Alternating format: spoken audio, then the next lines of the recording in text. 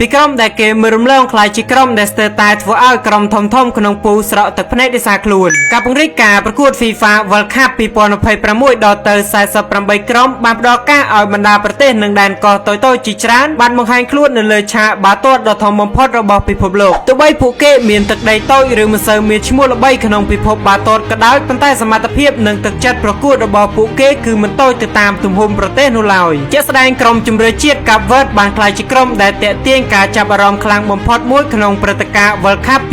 2026នេះគឺជាការបង្ហាញខ្លួនលើកដំបូងបង្អស់របស់ពួកគេនៅលើឆាក World Cup ប៉ុន្តែពួកគេមិនមែនមកបង្ហាញថាពួកគេមកដើម្បីបំពេញចំនួនក្រុមនោះទេមុនការប្រកួតចាប់ផ្ដើមកាប់វ៉ឺតត្រូវបានគេចាត់ទុកថាជាក្រុមខ្សោយបំផុតនៅក្នុងពួកអេកប៉ុន្តែលទ្ធផលជាក់ស្ដែងបានធ្វើឲ្យអ្នកគាំទ្រជុំវិញពិភពលោកមានការភ្ញាក់ផ្អើលយ៉ាងខ្លាំងនៅក្នុងការប្រកួតបាល់ឆាកពួកគេបានប្រឈមមុខជាមួយអតីតម្ចាស់ជើងឯកពិភពលោកឆ្នាំ2010គឺក្រុមជម្រើសជាតិអេស្ប៉ាញទោះបីស្ថិតក្រោមសម្ពាធខ្លាំងយ៉ាងណាក៏ដោយកាវ៉ឺតបានការពារយ៉ាងរឹងមាំនិងបញ្ចប់ការប្រកួតដោយលទ្ធផលស្មើ